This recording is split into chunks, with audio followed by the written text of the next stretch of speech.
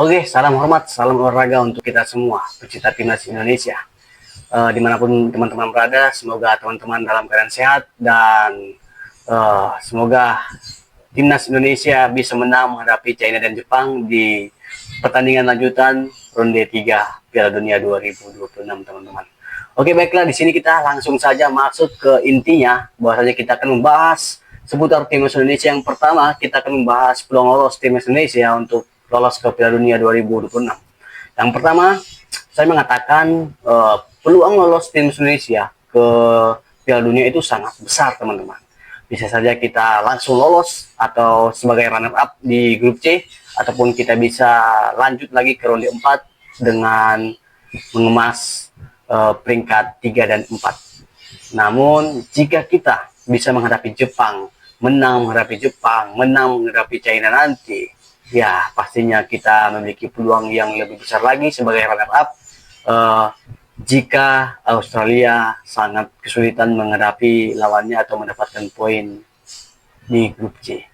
Jadi itu harapan kita menang lawan China, menang lawan Jepang, kita mengemas 6 poin dan akhirnya kita mengemas 15 poin dan bisa sebagai runner up lolos langsung ke Piala Dunia.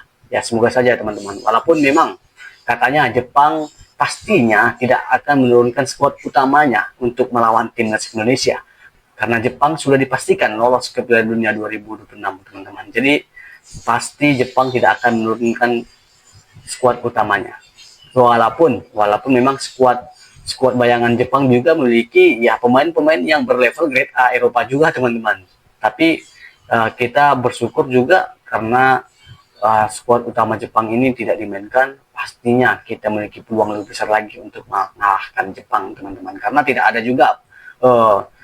ada juga gunanya lagi untuk Jepang, maupun menang, maupun imbang, maupun kalah, maupun seri, ya sama aja mereka pasti sudah lolos, teman-teman. Jadi semoga Jepang memiliki belas kasihan untuk timnas Indonesia, untuk rakyat Indonesia yang sangat memiliki banyak penggemar sepak bola Indonesia, teman-teman.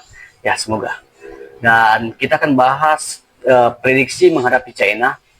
Oke, prediksi menghadapi China ini, ya saya sangat yakin 100% timnas Indonesia bisa mengalahkan China dengan skor 2-0 ataupun jitu 3-1. Saya yakin kita bisa mengalahkan China dengan agregat gol selisih 2 gol. Saya yakin itu, teman-teman. Walaupun memang kita di pertandingan pertama, leg pertama menghadapi China, kita kalah dengan skor 2-0. Namun itu juga disclaimer ya, teman-teman, itu ada kesalahan dari seorang pelatih Sinteyong waktu itu menangani timnas Indonesia, teman-teman. Kita tidak bisa pungkiri itu. Ya, kita berharap, kita berdoa, kita dukung timnas Indonesia agar bisa menang menghadapi China, teman-teman. Oke, kita lanjut lagi. Ya, katanya Marcelino Ferdinand, Marcek. Aduh, ini Marcelino ini tidak bisa main menghadapi China karena terkena akumulasi kartu kuning ketika menghadapi Bahrain, teman-teman. Jadi saya rasa jika Marcelino ini tidak bisa main, ya pasti penggantinya ada, yaitu Ricky Kambuaya. Ricky Kambuaya ini ketika bermain menghadapi Bahrain, dia dimainkan dari bangku cadangan. Dia sangat bermain, sangat bagus, sangat epik. Jadi saya rasa ya absennya Marcelino tidak sedikit terganggu dengan taktik yang akan dilakukan oleh Patrick Kluivert. Karena antara Marcelino dengan Ricky Kambuaya itu sangat setara juga saya lihat. Cuman Marcelino ya cukup lebih dominan kreatif daripada Ricky Kambuaya, teman-teman. Oke. Dan tidak hanya Marcelino juga, ada juga Martin Paes. Martin Paes juga terkena akumulasi kartu kuning karena itu dia tidak bisa bermain menghadapi China, teman-teman. Aduh, saya rasa ya gantinya Martin Paes ya sudah jelas, yaitu Emil Audero, di mana Emil ini juga pemain yang berlevel grade A, pernah bermain di Inter Milan. Ya, banyak penggantinya, masih ada juga Orlando Ari. Jadi tidak dipungkiri juga siapapun mereka nanti yang akan menjaga gawang timnas Indonesia, ya semoga mereka menampilkan yang terbaik untuk timnas Indonesia. Kita doakan, teman-teman. Dan kabarnya Kevin Dix juga cedera, teman-teman. Jadi kita menghadapi China ini dan Jepang ini, kita mengalami beberapa masalah. Ada 4 pemain yang tidak bisa mengikuti laga ini menghadapi China.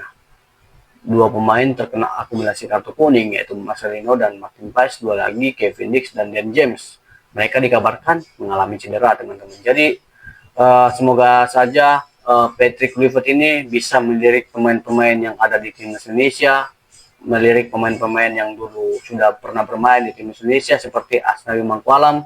Ya, saya rasa pemanggilan Asnawi Mangkualam tidak bisa dipungkiri, pasti dia akan dipanggil karena absennya seorang Kevin Dix, dan Kevin Dix akan digantikan dengan seorang Sandy Walsh. Ya, itulah yang saya prediksikan.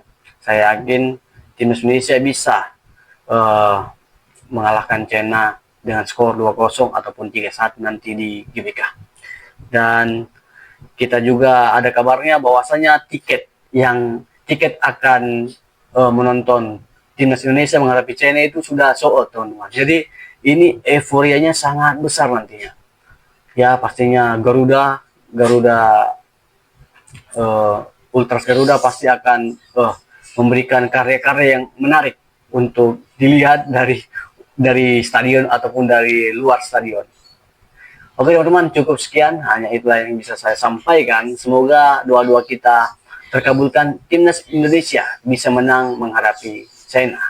Dan akhir kata saya ucapkan terima kasih. Salam olahraga.